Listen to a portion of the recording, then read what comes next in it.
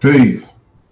Um, Today I'm gonna talk about a little bit about my journey into my historical awakening and how um I got to the point that I got as far as trying to use the imagery of Hey Ruth to try to wake our people up. So what I want to try to do is, take it all the way back to the beginning, um, as far as like, what I want to talk about with the history. So what you do is you use history like they've been using history against us to try to set a narrative, so to speak. Now, for us as African Americans, we don't know our history because our history was erased. So that's the first thing that you have to acknowledge is that your history was once erased during our enslavement. Going back 400 years. We've just actually been able to really get into literature and reading books, I would say maybe within the last 200 years, and I'm gonna be generous with that number. You know what I'm saying? I'm talking about here in America and maybe even on the continent. And one of the things we also have to realize is on the continent, they've also been colonized and actually had their memories erased as well, or given another people's history, and it's been given to them as if it were their own. With the woolly hair and bronze skin. That's a little trickeration to have you think that that's you. You know what I'm saying? When in all actuality, I'm gonna have to be frank. That's all subject to speculation as far as the validity of if any of that's true as far as within the Bible or any other Abrahamic religions or traditions that fall up under the Abrahamic ideology or story, meaning Abraham. So anything that comes off of the tree of Abraham is speculative, in my opinion, based on documentation of history. So knowing that, and I know that's kind of harsh for some people to hear, but that's not what my particular objective is going to be about. Is going to be about truth, understanding where we come from, where I came from, to get to the point to where I'm at. Um, Historically, to gain an understanding of what's being done to our people and the significance of trying to get our people on the same page globally. I'm not just talking about here in the United States. I'm talking about South America, North America, and Africa, to be specific, and Europe. Because we have Asia. Anywhere where people of brown skin are being oppressed. And in last place, I think that us getting this history, to getting our history together, will get us in a oneness. Now we have a lot of different ideologies that have us separated, and until we come to a conclusion to be truthful, that we're gonna have to start our history from the beginning, no matter where that may be. Then we're gonna continue with the confusion. So that's kind of like what this is about, giving a heads up to actually we're gonna have to stop um, promoting misinformation, no matter if we want to, no matter if it's family or not. If it's wrong, we're gonna have to tell the truth about that history in a documented way, as far as chronology, meaning when did that particular writing system, see, writing system, when did that particular writing system come into existence in a historical standpoint? You have to use that because all history has a writing, or other than that, it would just be verbal. So, with that being said, this is how we have to unify ourselves historically based on chronology. So, I want to make it simple. Chronology means in order. So, the first thing you have to do is establish when the writing come into existence. See, we're not going to talk about religion. We're going to talk about history and documentation, because you don't have no history and documentation without writing. So we're going to have to be real simple and clear about what I'm talking about and how we're going to unpack this and put it in the historical context as far as all of the stuff that we know today as far as religion, when did it come into existence, so forth and so on. I'm not a historian, but I do know about how to research and to substantiate whatever I do, kind of what I would say believe, but not necessarily. When you have documentation, it's not necessarily. I don't like to use it. What I know. Let me just go ahead and be frank. What I know. When I figure out something that becomes true and something that I can actually go and touch and see and have some documentation or a point where I can say, well, yeah, that's true. That's the only way that we or I'm going to actually deal with anything moving forward, because we've been dealing with the Santa Claus theories, the Easter eggs and all that for too long. It's time to tell the truth to our babies coming from the truth, and we have a beautiful historical story that can actually they're actually mimicking and then twisting it up in their own historical way. So if we could just get our history clear, and I'm talking about as far as Africans, we got, and I'm going to be clear as far as what I'm talking about. And I'm going to always try to stay in a chronological order. I'm talking about Hebrews, Christians, Islam, Moors, and anything that falls after that. You know what I'm saying? In that order, historically, we have to unpack that and put that in historical timelines for our people, so we'll know actually where is our beginning. And that's what's amazing, because we have a beginning that goes past all of those particular religions that we only know about. So what am I talking about? I'm talking about Northern Africa, better known to most of us as Egypt. A lot of us don't know historically that once upon a time, the whole of Africa was populated by people that look like me, darker and lighter, but to differentiate from all other species, the hair texture that I have, we come in all shades, but that hair texture, along with other features like broad nose, big lips, the different texture of melanin that we have, makes it unmistakable that we are from that continent or we're from that area. Now you have a mixture of other human-like species, which I'm not going to go into the DNA on this particular video, but this hair, the hair follicle, the hair texture that we have is what definitely differentiates us from the other human species on this planet. So with that being said, that whole continent at once upon a time was populated by people that had this same hair texture, no matter the level of melanin that they had. And for a long time, it was no interruption from outside species, which we would call Arabs or European or whatever, Asians or whatever outside influence that they might have. But for a long time, really from the beginning of time, those people on that continent lived independent of other outside influence. And within that time, they were able to create what we know now as civilization. It's documented. It's called Nile Valley civilization. You can look that up. Better known as Egypt, like I said, Nubia. That's the region that I'm talking about, along the Nile River.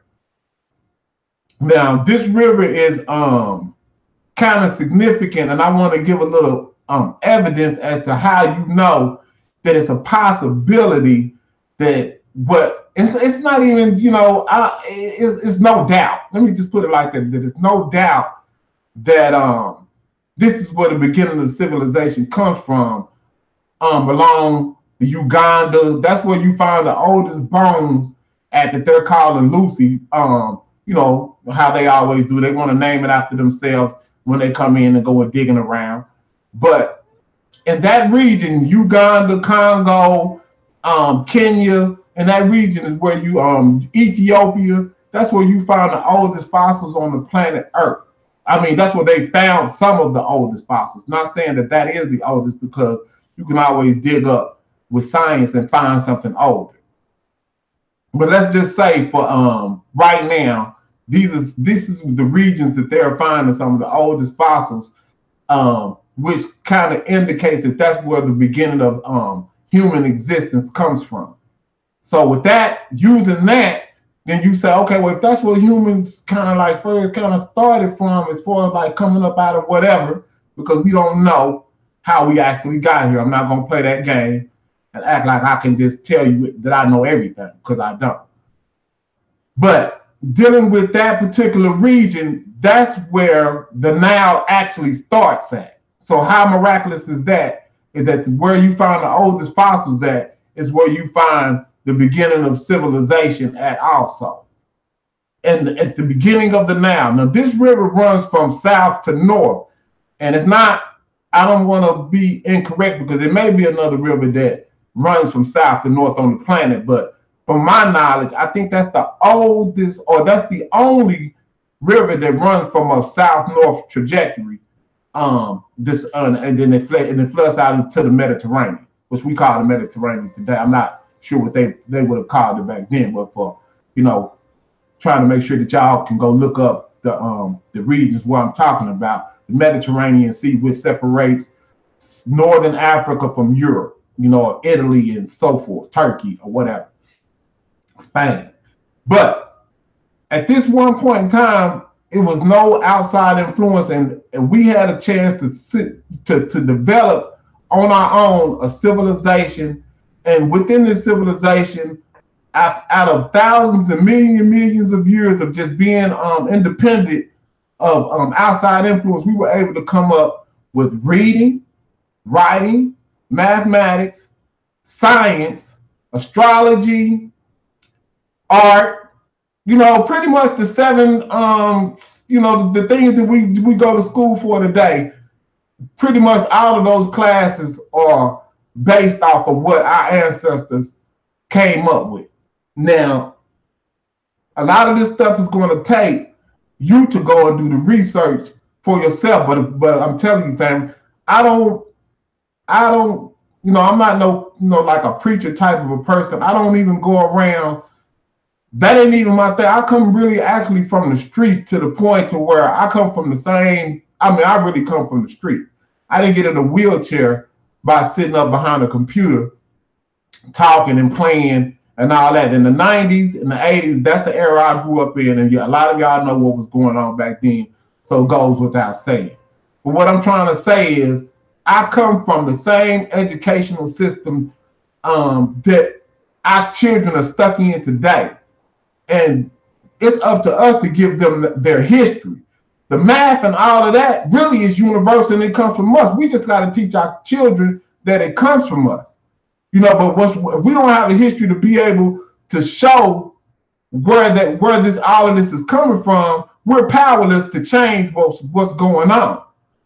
So with that said, that's the reason why it's important for all of us to learn this history, so that we can take back the science, the mathematics, the reading, everything, the writing. We take all of that back once we take back the history. So that's why we have to be unified in the history, and there's no more time for argument about stuff that we know that didn't come into existence after they tell the story of where they got their history from, meaning the Hebrews, because that's going to be the focal point of coming out of the trickeration of what has happened to us.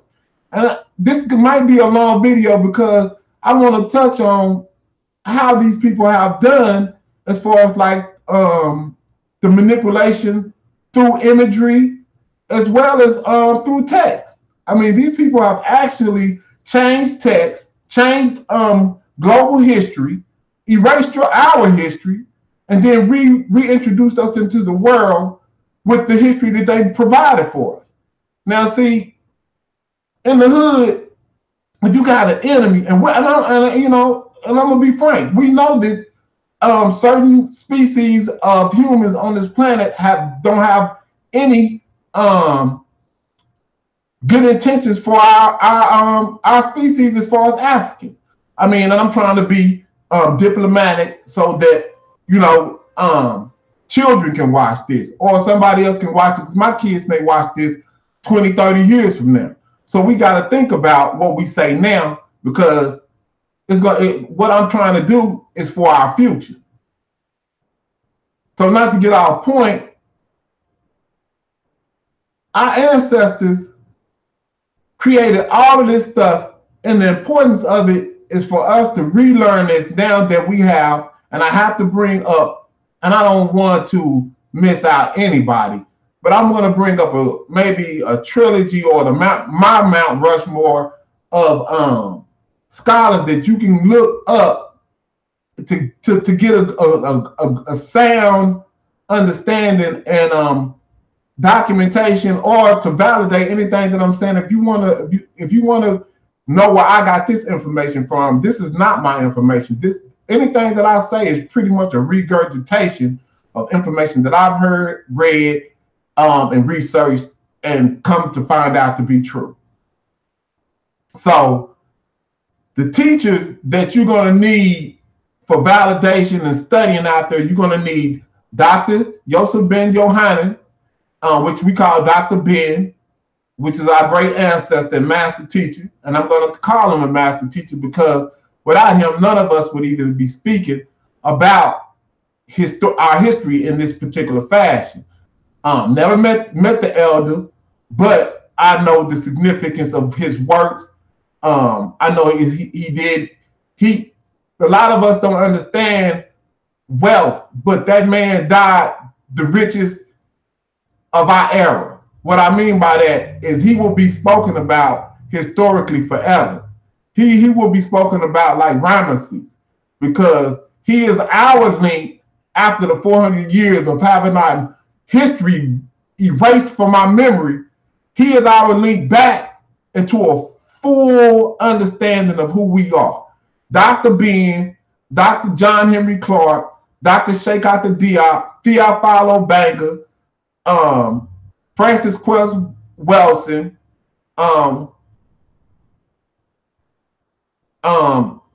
Chancellor Williams, Ivan Van Sertima.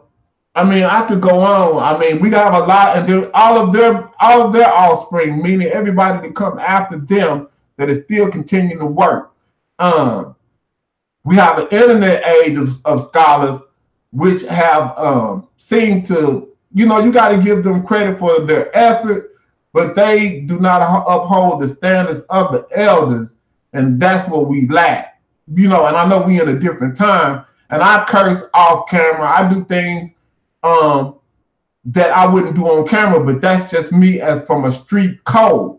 I've learned from a street code that there's certain things that you keep offline that's not for the consumption of the public. We're speaking publicly about stuff that we need to be speaking about privately online. And that's another issue that I could address at another time. But the simplicity of the plan that I had when I got this history, man, it was like, after I learned, okay, see, you have to give credit to that internet age, because let me give a quick history of what's going on down here, because I'm from Dallas, Fort Worth, Texas, and down here it's just like hip hop. What I seen this as is I seen it like hip hop. I got a love for this history, just like I had an affinity and love for when I first found out about hip hop. I love our history, just like when I seen that, I said, you know what? I missed the boat on hip hop, but I'm not gonna miss the boat on trying to do something with this history to wake our people up, because I know how powerful the trajectory in which we are going in. Now, I learned about this in, say, 2009, 2008. That's when I first learned about it. A brother from Atlanta, my brother Kurt, he was the one, he recognized that I already had a Pan-African type of a spirit, and he would always push me to try to to listen to some of the people that he was listening to from the historical standpoint. He first tried to hit me on to Ashwa Kwesi, and I couldn't understand exactly what he was saying, but you know what I'm saying? It was interesting, but I just couldn't get it. So then he gave me, he hit me with a couple of, he hit me with the SETI joint. Let's just get down to the meat and bones of it. He hit me with Sarah Suit SETI. And back at that particular time, that brother was on a different level than he is now, I would say. It was more personable for him, and he really had a real passion. And a matter of fact, he was the only person online at that time that was really talking about our history and was bringing up the elders and bringing up the ancestors as far as our history, like Dr. Ben and Dr. Clark. He was the first brother that was doing that. Then you have the Sinetters and everybody else that followed. But that brother there was the first brother that was doing the online to where, and speaking from a street perspective, to where he woke up a lot of people from a street perspective, and a lot of people kind of took some bad mannerisms and carried it on. And I'm not blaming that brother, because I think he's very important, and everybody in this internet age is awakening. And you got to give that brother credit for what he did, even though I don't personally agree with the way the brother speak from a street perspective. But I think that one day, hopefully me and him can speak privately, and we can air out some things that I may disagree with, and maybe we can move forward, because I think the brother is definitely necessary, as well as everybody else that's really been in what I would say the Pan-African movement, starting back from the internet. Because if we're going to start this from the internet perspective, when it became an, because see, you can look online now, and what I said, we're on intellectual cruise control as far as the conscious community. I can go online now and just start hitting share. At one point, I would have to do research. I would have to find my own post, put it up, make sure it was factual, and put it up for people to learn. Now, everybody knows the history, but then again, I don't know if it's just like Christianity, where people are just, on cruise control, but they ain't really went in and did actual research to find out if what they're posting is, they just like, oh, Black Power, Black Power. And it ain't always about just saying Black Power if we ain't got no power. I mean, you can't keep screaming Black Power for 10, 15 years if we don't have any progress. So my thing, because I come from a dude type of a situation, because when I was in the streets, I have a street record of actually getting things done. So I'm not the type of a person that's going to sit up and join anything and not necessarily be about the business of whatever I join. Now, when I first got this history, because I was new to the history, I did not have or feel comfortable with even coming on a situation like this and speaking up for my people, or saying what I thought, because, they'd be like, well, who is you? What have you done? And that's the reason why I didn't feel comfortable about speaking, because how you going to say anything if you haven't done anything? Sometimes you have to, if you ain't done anything, you don't have any really, in a street culture, if you ain't doing something, you don't get no kind of validity to even be able to be a shot caller or anything in your particular territory. If you ain't really about the business of what you say you're about, then you just a person that's, just talking. And I've never wanted to be in that particular lane in anything that I've done. I've always strived to have a standard of excellence as an African. And even before I knew I was an African in that particular sense, I always had a particular standard based on, I guess, my upbringing from my family. I had a standard that, hey, whatever you set out to do, you do it. If you're gonna be in the streets, then you be in the streets on a serious level. If you're gonna leave the streets or whatever you want to call it, and you want to be, see what I thought I was going, once I left the streets, I was going to be in the church for real. And when I got in the church, I was going to be serious about being in the church. You know what I'm saying? I wasn't going to be playing around, you know, and doing this and that. You know, once I was in the penitentiary, I used to watch brothers get in the prayer circle, right? And then, you know, I know these brothers, these are real criminals, you know what I'm saying? And I'm like, you know, I know when they get out, they're going to go right back to the streets, because that's all of we're not educated. And the only thing that we know is, hey, when we get out, man, we ain't got no education. We're going to more likely go back to the street. I already knew that. So I wasn't playing with God like that, so to speak. I've never been the one, even when I was in the streets, I never wore a cross, because I said, if I'm selling drugs or doing whatever I'm doing in the streets, that's hypocritical for me to be walking around with a cross. You know what I'm saying? That's just how I was. So moving forward, I thought I was going to be a Christian. And then after getting into the situation I got into where I got paralyzed, you know, for a while, I just lulled in, you know, like, you know, just, you know, kind of messed up my situation, you know, like, well, you know, I'm not no bad person. I ain't never shot nobody, you know, did nothing to nobody like that. But, you know, this happened to me. And I know now, after I became historically aware about negative energy. And negative energy, if you in the street environment, you have to expect that negative energy is going to come your way. That's just like if a person is going to work from 9 to 5 every day, you don't expect negative energy like somebody coming to rob them or something, even though, although that can happen, the percentage of them getting robbed or anything like that is kind of, you know, it's a lower percentage. So what I'm saying is negative energy is the reason why I'm in this situation, because I was dealing in negative energy. You know what I'm saying? If you out in the streets dealing with that comes with that.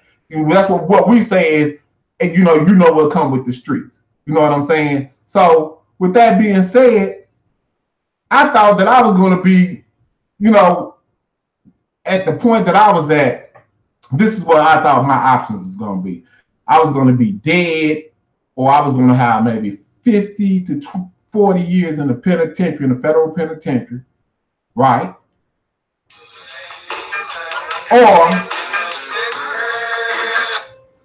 Or that was it. I didn't know.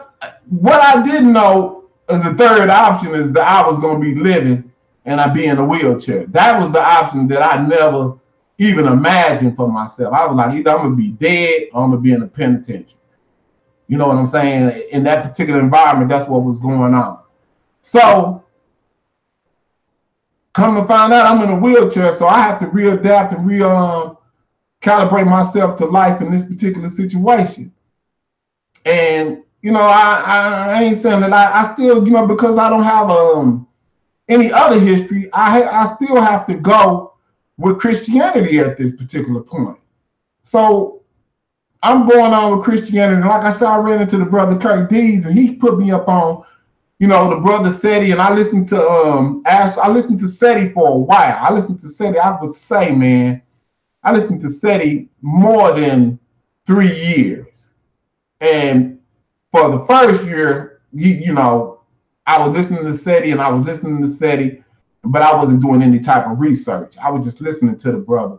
And he would always, and see, this is where you give him credit, because he would always, and I mean, this brother would always talk about Dr. Ben, Dr. Clark, Dr. Ben, Dr. Clark, Dr. Ben, Dr. Clark. Oh, and Ashwa Kwesi. He would always bring up Ashwa Kwesi too, as the people that he, and his uncle Pianki. He brought them, he would have more so Dr. Ben and Dr. Clark and Ashwa Kwesi. And he would always bring up his brother, his uncle Pianki is the one that brought him into the information. You know what I'm saying? So with him bringing up these Dr. Bens and Dr. Clarks all the time, I was like, you know, after a while, you listening to a brother and you kind of got, you know, kind of understanding the verbiage of what he's saying.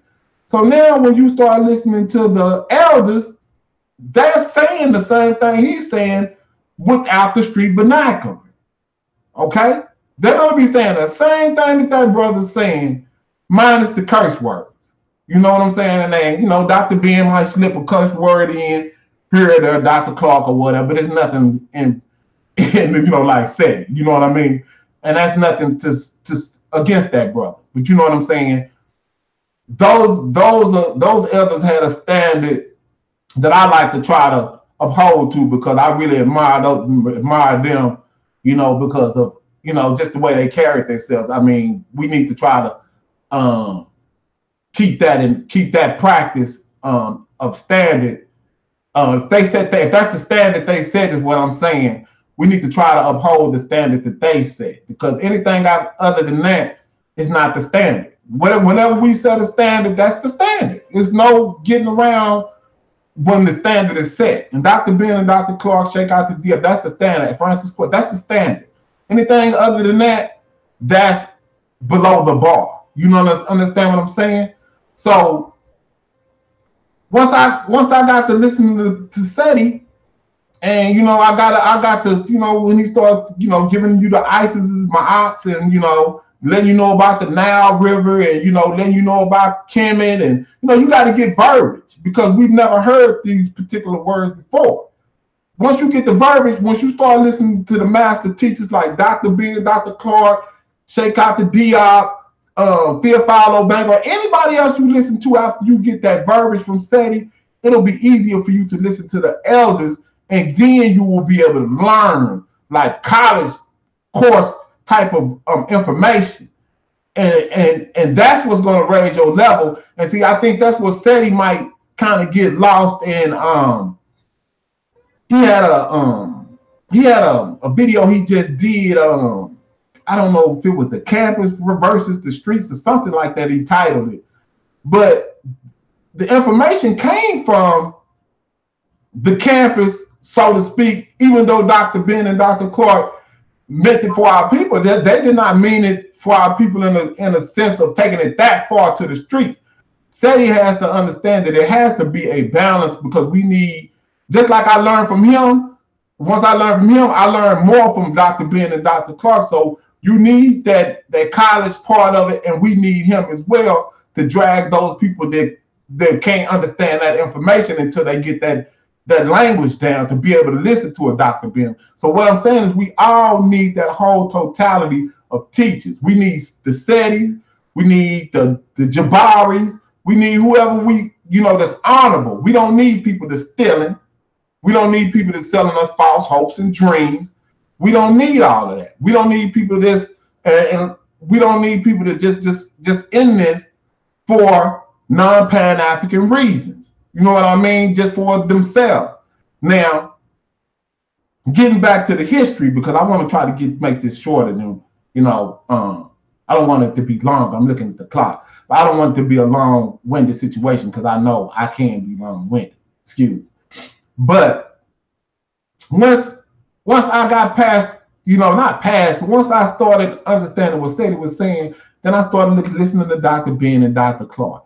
Then I started picking up books. Then I started stopping lectures and going to see what they was talking about. If Dr. Ben said Nubia, 19th dynasty, I would go look up the 19th dynasties and look at the pharaohs. And if somebody said something about a king's list, I would go look up the kings. But you got to stop those videos and study that way too. You don't necessarily, I am not saying that reading is bad, but a lot of the stuff that I learned was verbal first. Then I went in, so when I started reading, I could understand what I was reading. It's just like you reading a law book. If you don't know the language of law, you can't understand what you're reading. When you go in the courtroom, you don't understand what those folks are saying. You be talking about objection. They don't even know what you're talking about. You see what I'm saying? It's because it's a different language. And that's what they did with the history. They have played it's a magnificent, if I was white, I would have to pat myself on the back, because they've done a magnificent job in mixing up our history, demonizing our history to where our people don't even want to. It's like they demonize it to where you were scared of your own history, and they play the game with the imagery to where you don't even recognize that it's you. Now, let me go in to say, after listening to Dr. Ben and Dr. Clark, they solidified what SETI was saying. They made me want to do something about what has happened to us. I mean, I'm like I said again, I'm not the type of person that just want to keep talking for 15, 20 years. I'm not, that's never been my style. I immediately, after listening to Dr. Clark and Dr. Ben for a couple of more years, and one time Dr. Clark said, he said something about when we can make, I think he was talking about Farrakhan, about how he could change something if he, like riding in the limousine, if he said he wouldn't ride in the limousine until our people made it, or something about he was like, we don't even make underwear. And he said that, and I was like, you know what, you sure right. We need to start doing something, or some kind of a business to try to get ourselves out this situation. So I'm ramsacking and thinking in my brain, and I'm thinking. Like, what can we use to try to get ourselves together? So I'm in Texas, and we was having a little we were having an event for my little tribal event, which I call it a tribal event, but it's for my neighborhood, 817 Day. It's in Arlington, Texas. It's on the north side of, it's where the first blacks in Arlington, Texas kind of got settled at. You know what I'm saying? So we have a park there, just like every other neighborhood in Cali or whatever is park based. So we have a park where we relegated and delegated and dedicated to where this is where we go and union at on Sundays. We used to union every day of the week back in my day, but now it's pretty much just every on Sunday. So I started to try to bring back culture to my particular tribe or to my territory. I started like this 817 Day where we would bring back all the old elders and stuff like that to where we could see each other and, have a day where it ain't no BS involved, where it's just about black love and unity. And, I knew that my people in the neighborhood, they don't understand that, they don't necessarily appreciate black pride or Pan-Africanism, but I was trying to bring them along. You know what I'm saying? So we started out with that particular day, which just so happened, and I didn't even know, it just so happened that day, our area code, anybody who's ever called me know that our area code is 817, right? It's just how the mathematics of the ancestors in the universe work. My area code that I was born and raised in is 817. Marcus Garvey's birthday is 8/17. See what I'm saying? So it's 8/17. I forget the year, but 8/17 is his birthday. So that was just, and I didn't even know that at the time that we started doing it. We were doing this for our area code. The next year I found out about that it was Marcus Garvey's actual birthday through, Facebook or whatever. I was like, yo, that's something else that that's his birthday. So moving forward, so the next year it was some young queens that from the tribe, they wanted to step it up. The next year we finna have, we trying to do a little bit bigger. So they were like, well, okay, let's do some t-shirt. So being as though we from Texas, they put a Texas red, white, and blue, American colors, red, white, and blue, little Texas thing up there. They was like, yeah, we could use this and we could put 817 Northside Day on it. And I was like, yeah, that's pretty fresh. But because I had already been into the Pan-Africanism, I said, we need to change the Texas logo to a red, black, and green logo. And in doing that, you know what I'm saying, then we can make that particular, it'll be for the African Americans in the, in Arlington. But when I did that, my mind immediately popped to bam, I could use this particular logo for Texas. And then being as though at that particular time, I didn't know nothing about no bookstores. I didn't know anybody locally that was on some Pan-African. This is in the beginning, like I said, when the internet wasn't even on the history like that. Like people didn't even have those Amin Rod names. It wasn't none of those names that people got their names as. Even I got a Kemetic name. They wouldn't even let me change my name. That's how deep it was. They just made me have that as my secondary name. I could never make my name a Kemetic name. So I just kept that my government name, and I put my Kemetic name up under it. But anyway, back then nobody even had no comedic names. Like I said, it was few and far between as far as if you was posting Pan-African or about Garveyism or about Kemet or anything. If you was posting that type of information, a lot of people thought you was a Muslim from the Nation of Islam. They would always ask, "Man, you a Muslim or something?" I was like, "No, I ain't no." I was like, "I ain't no damn Muslim," because I was wild back then. Like, "No, I ain't no damn Muslim. I'm on this African. I'm on Kemet. I'm on Nile Valley." You know what I'm saying? I was trying to bring that particular energy, but as I was doing that, like I said, when I did the Texas logo, I kept working. That was even my first. I didn't even know nothing about Photoshop. From that day on, that's when I started even dealing with Photoshop to try to get that Texas logo red, black, and green. And as I kept maturating, I kept adding stuff to it, and I wound up adding "Hey Ruth" in it was a little black star in there. And I almost glanced over some negative history that went on here in Texas, but I feel like one day I'm gonna have to touch on that because I feel like that part of history put us on a whole nother negative trajectory as far as what we could have did early. You know what I'm saying? Because a lot of people got fooled into dealing with some people that really wasn't about getting our people on the right path historically. They just threw a whole bunch of parties, and they took the idea that I had and used that same Texas logo, and nobody else around the country had no logos yet. That was the first kind of like Pan-African logo that was representing the state. That's how you got Texas looking like, it's just about Pan-African. Everybody thinks that Texas is some big Pan-African state. I did that based on trying to gather people in Texas. I was trying to find people in Texas that was Pan-African, and wound up running into the wrong people, and they used it to try to blow themselves up on a national stage, which it did work. But as you see, when you really don't have a plan, it fizzles out eventually. You see what I'm saying? So that's what happened. But meanwhile, I'm still here, and I still have the same original plan that I had before, minus the garbage, or minus those people that wasn't really serious about Pan-Africanism. So let me run down this simplistic plan that I have, and I had been having for 7 years, that I kind of like really had to wait, gain a little bit of clout, so to speak. I've been selling apparel for over 5 years now. So I kind of had to wait and build up a resume of doing honorable work in the community before I can actually speak. You know what I'm saying? Because like I said, I actually have a right to speak at this particular point.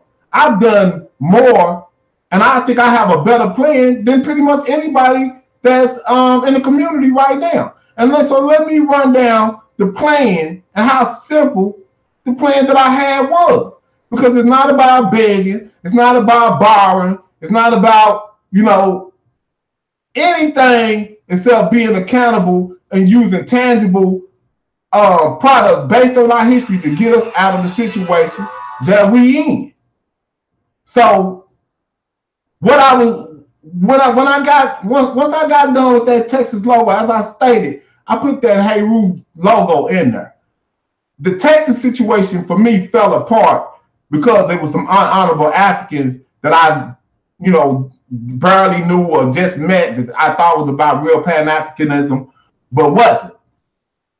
So after being, severely disappointed, upset, asking the ancestors for answers as to, man, y'all, why did this happen? You know what I'm saying? I thought, when you get tuned into this particular information that, everything was going to be peaches and cream. But I come to find out that a lot of people are still in a kind of Christian behavioral pattern, or whatever they come out of, Islam or whatever, a religious pattern. They still dealing with that religion they still dealing with religion from what is the word I want to use? Well, they still dealing with religion in regards to not being honorable, having any morality. Yeah, that. They don't have they're not upholding the 42 laws of my, they don't really uphold to that, or even try to think that if try to do better than good. I mean, they just taking advantage of the community. So once you see that, you remove yourself from those particular type of individuals. I did that in the streets. It would be brothers that would come up to me and say, "Hey man, let me hold $50." They already got a reputation of not even paying you back, but they know I got money. So I'll be like, well, you know what? I'm gonna give them the $50 because I know that they BS anyway, and in that way, that eliminates them from having to ask any money from me again. So that's the way some people of intelligence get rid of people of ignorance. We do it intelligently. So once you see somebody that's not understanding, you just get rid of it, and eventually they're gonna see if you are if you really a moral understanding person. They're gonna miss your presence as far as like you being around. So let me just go and get to the simplicity of how simplistic what I was thinking about, and how I think we can really wake our people up real fast. I mean, it's no Hebrews. We're not dealing with Hebrews. We're not dealing with Christianity. We're not dealing with Islam. We're not dealing with Moors. We're not dealing with anything after the text of our ancestors that started in the Nile Valley. Anything that comes after that, we're not accepting it except in the chronology in which it came into history and documented history. That's it. Not to be disrespectful to Hebrews, Christians, Islam, or Moors, or anything like that, but we're gonna put that. I'm gonna keep saying that in that order because that's the order in which they come into history, documented history. Before that, it was no writing system besides the Medu Neter, which is hieroglyphs, that's what they call hieroglyphs. But the Medu Neter, which is the writing of the gods, is the first writing system in humanity. You got that writing system is the first writing system. That the first books come out of that writing system. You don't even have a concept of a book or a concept of writing. How you gonna write a Bible if you don't even have the concept yet? You know what I'm saying? If somebody else already came up with the concept and already was writing 2,000 years before you didn't even create writing. You had got a concept of writing from somebody else. So you have to acknowledge that. What happened is our people don't understand that the people that was writing, the people that they say are the pharaohs, the people that they say that did all this, the Moses and Jesus and all that. Well, not Jesus, but they did this to Moses, the Pharaoh and them. Those are African people that has been on the planet from the beginning of the time, that created all of the history that we are talking about today. That they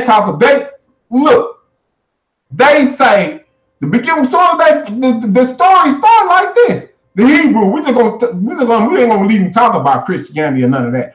The Hebrews say they first story. They say that Adam and Eve and all that. We're gonna go all through all that. When they first come into real history, the first place they go, they say they had to go to Egypt because they were starved. Why would they have to go to Egypt? Because Egypt, y'all, was already established for thousands of years. It was already established. Abraham they was already writing about God and everything before Abraham even came. For thousands of years before Abraham even came to Egypt, they was writing about gods and goddesses for thousands of years. That is a documented fact. Who am I talking about? I'm talking about our ancestors, Africans. They have tricked us. And when you look at the imagery, when you look on TV, when you look at the Ten Commandments, you're going to see Pure Brenner. You're going to see Cleopatra as, what's her name? Elizabeth Taylor. That is them changing the imagery. So if you don't even know the history, when I tell you the story, they're going to tell you that those people were white. And I don't want to go too far into that because you're going to have to go and look into that history for yourself to find out. That's going to be a process. You have to go into that history to find out about who our people were. So, let me cut the fan off because it's getting hot here, energy. So, once I found out the history, I did the logo. I added Heru into the logo. Me and the people in the local area here, we fell out. So I was trying to figure out, I'm a very stubborn person. I'm a very vindictive person, and I hate to lose. I've always been like that ever since I was young. I don't like losing. So I felt like I lost because I felt like that they had took something from me when I didn't understand that the ancestors really was blessing me by getting those particular people out of my presence and allow me to do something even greater on a global scale. Now, what I mean by that, had I stayed in that particular paradigm, I would have been pushing just the Texas um, agenda. But when they did that, what I did was, and one day I'll show y'all these particular images. I took the Texas image and I took the Heru out of the Texas image, and then I just started a company based on Heru with the idea of using just that, because that's what gave me the idea. I said, you know what? I said, I'm gonna use the curse word, excuse my language. I said, fuck them. I'm finna go global. I'm not gonna just worry about Texas. I'm gonna take this Heru out of here and I'm gonna distribute this out to the globe. You see what I'm saying? We can use that symbol. And I'm gonna tell you, at the time that I was thinking all this, a lot of the history that I didn't even have about Heru yet. I was just, just trying to make a way, to try to do something. You know what I'm saying? To really, make an impact on what I had heard from Dr. Clark. So I'm like, let me take this Heru out of this Texas thing. I'm gonna quit messing with these cats, and I'm gonna just take this and you see what we can do on a national and a global scale. Now, what I mean, what the significance of what I've done as opposed to everybody else, a lot of people use a GoFundMe approach. A lot of people need you to ask you to do stuff. And like I said, family, I'm from the streets. I don't believe in begging. Even before I was in a wheelchair, I didn't like people to be standing on the corner when I walk in the store begging from me, even if it was my people, especially if they wasn't disabled. I was like, man, everybody can hustle. You know what I'm saying? We call ourselves the coldest hustlers in the world, but we can't figure out, and I know why we can't figure out, because we don't have our history. And that was why I was like, this is what's even colder about it, because I'm going to use our history, and I think that's what our ancestors left this imagery and all this information for us to use it. And I know they did because Europeans are using it to continue their wealth and success. They're using all of our imagery for their own success. What I mean by that? Like third eye shit. Your third eye. If you don't know about Kemet, you ain't woke. I'm just gonna be frank. If you are Hebrew, if you are Moor, if you are a Muslim, and you don't acknowledge the chronology of your African history, you're not woke. You know what I'm saying? You just got some information and you're denying your history. But I don't call anybody that's still dealing in any of the Abrahamic religions or traditions. I don't call any of those people woke. You have to, in order to be woke, you have to accept your history in a chronological order in which written history comes into existence. It starts out with the Medu-Neter, that is the first writing system. And then you may have other writing systems, but those fall by the wayside, such as the Sumerian. None of those religions, none of that even has anything to do with, as far as like the religions that we're talking about that's still in existence today, where they borrowed from. That's what I'm talking about. You go in chronology. You can put the Sumerians in there after the Medu-Neter, and you have people that'll say that they. It may be a couple of hundred, maybe 100-year difference. Who knows? And they do have people that try to say that one comes before, but we know which comes before the other. Anyway, then you got Hebrew writing, you got Hebrew text, then you have Islamic text, and there may be some more texts that you throw in there. But either which way it go, this stuff come and the Moors is Islamic text, so they don't even have their own particular text. So those are the texts that we're gonna deal with. We're going to deal with the texts in the chronology in which they came. And that's the way you deal with history. That's the way you deal with a book. That's the way you deal with when you come out the womb. You don't start talking about your history when you was 15. You start talking about your history when you came out the womb, and then you move forward. We talk about history from the time that written history that they documented, because like I said, verbal you will never know. you know what I'm saying, what people was talking about verbally. You may have some little encoded stuff in your DNA, but you don't have any concrete evidence besides what was written. And that's the significance of writing. So once I took Heru out, once I figured out that I wanted to try to do something on a global or on a national scale, the ancestors pretty much picked that. I don't know why I picked Heru to put in there. That's just like such a powerful image. Like I said, I didn't know the history as much as I do now. I didn't even know that it meant royalty at that time. You know what I'm saying? I just know that was the image that I gravitated to, and I wanted to use to try to, put us back on a historical. I was using that to put us back historically. The red, black, and green was used from a Garvey perspective to tie the Pan-Africanism in with it. That's just what I came up with. So what I was doing was, what I said was, I'm gonna use that for the history. Excuse me. Take us all the way back to the beginning of our history, and I'm gonna use the Pan-Africanism to bring us all together based on, because Garvey had, the best plan for us, to bring us together, on the Pan-Africanism, African first, going back to Africa. Garvey didn't necessarily have the history, but he had the right ideology.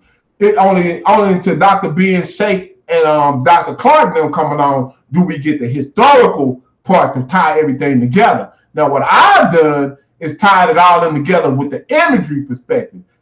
I don't want to be a teacher. What I want to do is lead y'all to the teachers of Dr. Ben and Dr. Clark, because there's many of them out there with standards, including SETI. Like I said, you got a lot of teachers out here that we can use to wake our people up. I don't want to be the teacher. What I want to do is to be the person that has put what I want to say. I want to be the people that give us the uniformity to our movement. That's who I am. I'm the person that gives uniformity to the movement. Not just me. We have some other brothers that are doing the same thing. But what they don't have is I have a flag, and I have a red, black, and green concept that we can use, that our brothers and sisters on the continent, everybody knows that red, black, and green represents Africa. And if they don't know, I think they have an inkling of what it means. You know what I mean? So to use those colors is very important for us to bring us what we would use in today's American street terms, is bring us, this is our set. To bring a set together, you got to have a uniform. You have to have something to identify. When I'm walking on the street, if brother, I'm crippled blood, if I see Heru, that means we family. If this shirt is, let me take a drink. If this shirt is blue, but I got Heru right here, that means we African, that means we brothers.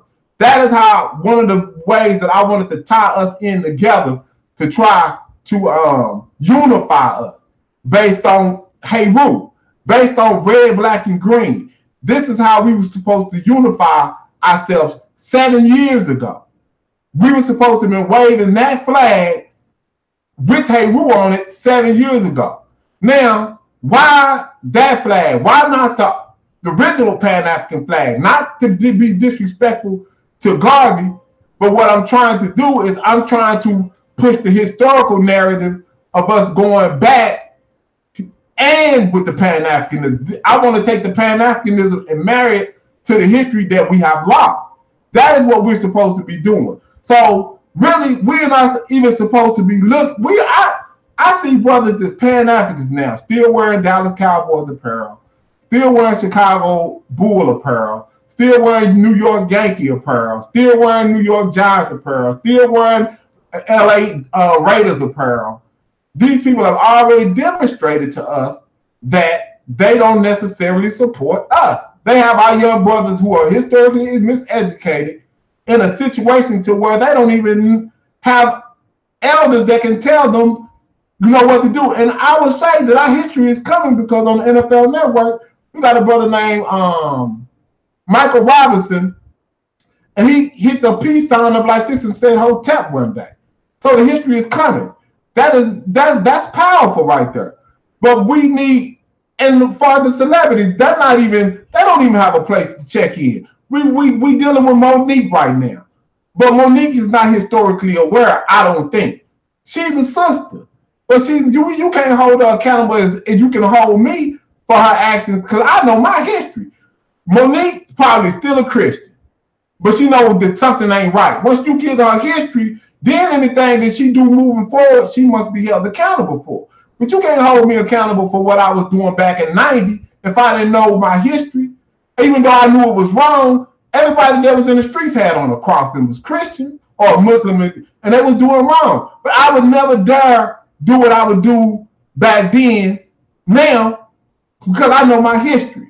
And I know what they're doing, and I know the manipulation in the game and the historical context of me doing anything against my people. And I just think, if I'd have knew this 20, 30 years, I could have created this 20, 30 years ago. I probably would have never been in the streets. But that's neither here nor there. We're here now. We had a situation with the H&M. Pan-African Designs has been in existence for over 7 years. I never even heard of H&M until that particular situation happened. But we got alternatives, family. What I'm saying? We got alternatives now to the polo, but it means something to us. This represents royalty. This is when you look at the president of the United States, or you go look up the president of Russia, go look at the president of Germany, go look at the president of Mexico. Look at many European or Latin American or whatever country. You'll notice that they all have a bird of prey on their flags and to represent their presidential seal. When you find out that Heru represents the Pharaoh, the African Pharaoh, not no Arab and not no European, and that's what we use for our presidential seals before they even came down there, then you will understand why it's important for us to use that image to resurrect our history and put this in these people's face, because they know what it is. We are the only ones that don't know what that is. We think it's the Illuminati, but it's not the Illuminati. It represents African royalty from our inception. The first Pharaoh, King Scorpio, and if I just did PowerPoint, maybe somebody will go back and verify what I'm saying. But when you go look at the king's list, the very first king, he's going to have a very bad scribbling drawing of a falcon.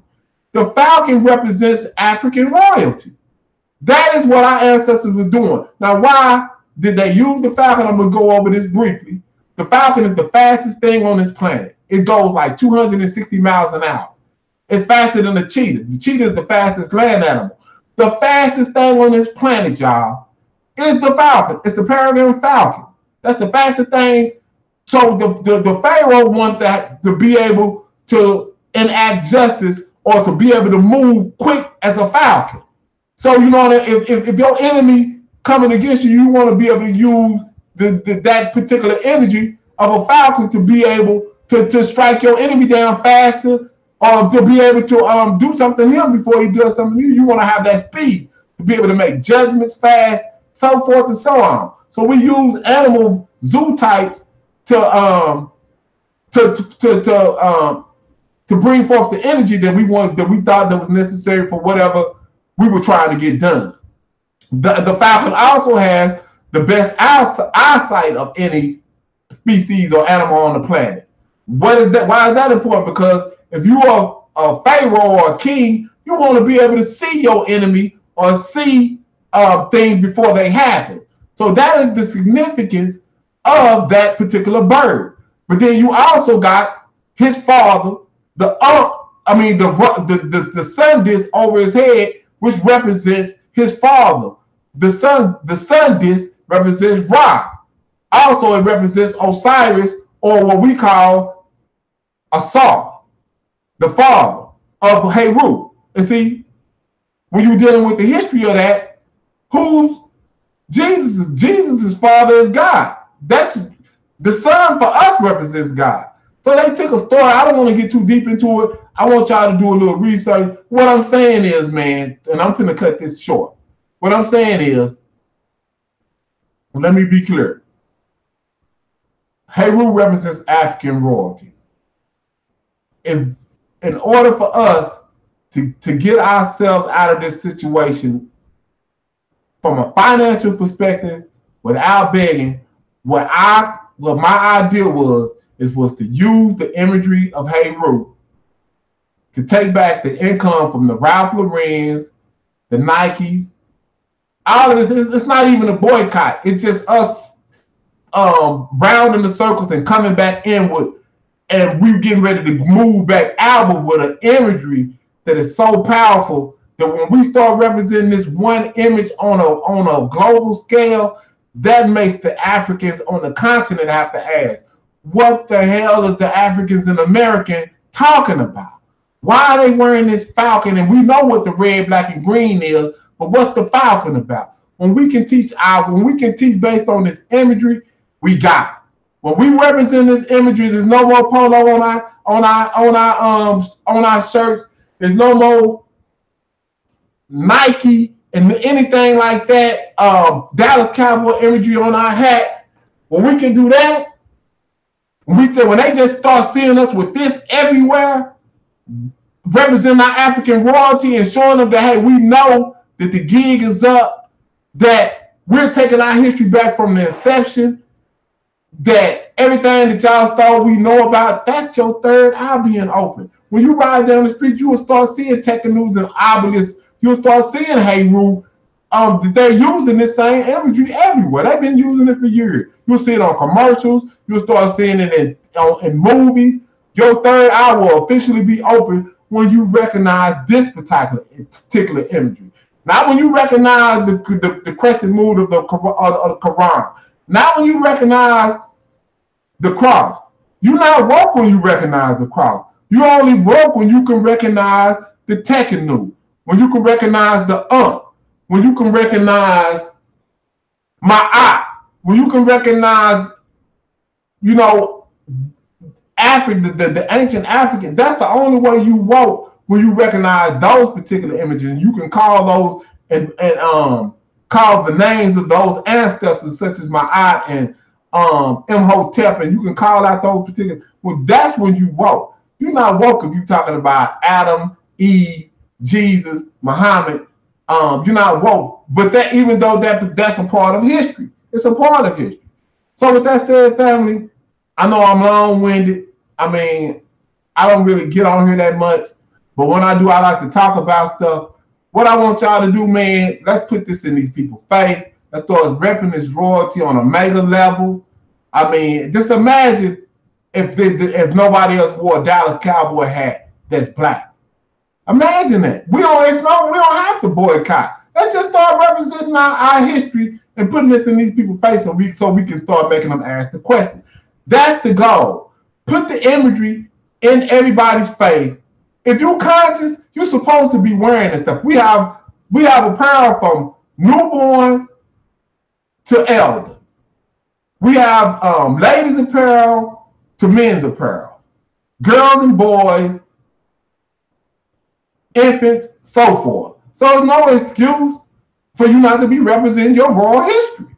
You know what I'm saying? Everybody be talking about them kings and queens. I'm telling you that the first representation of royalty was Heru.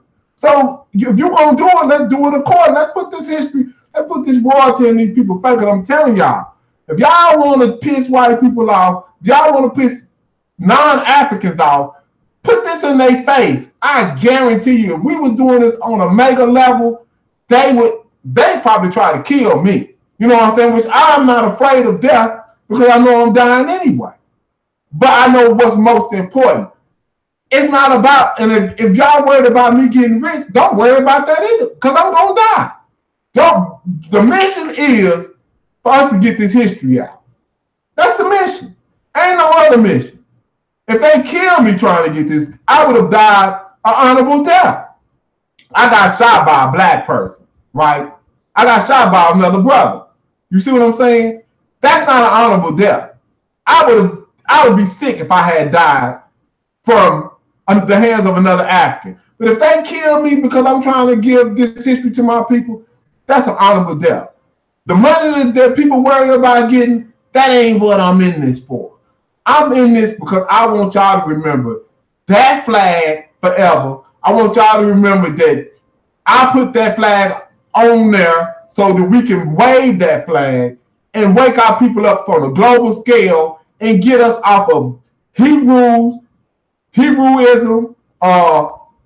get us off the Torah, get us off the Bible, and get us off the Quran. That is the mission.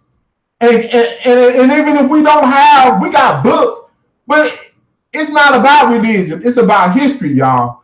Understand what I'm saying. I'm not disrespecting anybody's history. I'm disrespecting people's, I'm not disrespecting anybody's religion, excuse me. I'm disrespecting their history. I'm disrespecting the chronology in which they're telling me they brought their history into existence. With that said, everybody, peace. I love being black. Black is beautiful. And I mean all the time. Being an African in America is a hard place to be in because, you know, and like I'm gonna leave y'all with this. My friend from the continent, we have dialogue all the time, and that's one thing that everybody needs to do. See, I got so much I could talk about, but you got to get you some kind of connection or some type of information for my brothers and sisters from the continent. We have to start speaking and dialogue and communicating with one another. I'm talking about face to face as well as on the internet. If you got some brothers and sisters out here in the continent, you can befriend and start trying to get information, because a lot of the time, ignorance is the reason why we don't get along. We're ignorant of them, and they're ignorant of us. That's why they don't like us. But once they find out that you embrace Africa, then you become a family. You see what I'm saying? Everybody that I know from the continent, they call me Hotep. That's my name. I love it. You know what I'm saying? That's my name, Hotep, because I taught them about our history. That's what they love me, because I taught them about our history, and I love them because they taught me about colonialism from an up and close personal perspective, and the history that they've been dealing with for the last 1,000 years. You know what I'm saying? They give you an up close person. They can teach you that, but my value to the continental African is the historical, the waking them up out of the Christian aspect. But anyway, bro, and family and Queens, I kept it clean. I kept it to where hopefully you can play this for your kids. I'm in a wheelchair. I don't use my disability as a crutch to try to get people to support me. But man, I know I got some nice products, not bragging. I did it the way the ancestors wanted me to do it, with African standards. I've been in business for over 5 years. I've never not delivered a product to anybody. If you didn't get a product, you need to contact me. And that would be impossible. But if you didn't get a product and you didn't contact me, that's your fault.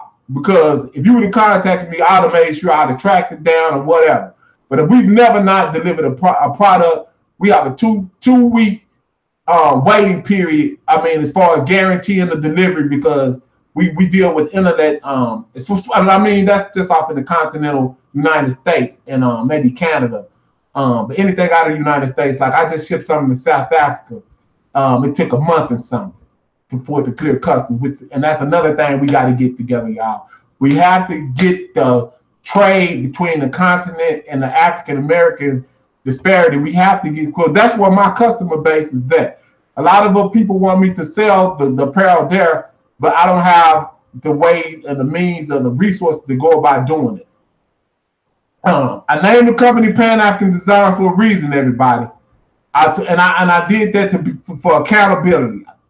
Pan-Africanism means you support this business, and I'm going to do something to make sure that y'all see something out of it. What I'm going to do, and I'm going to attack corner stores.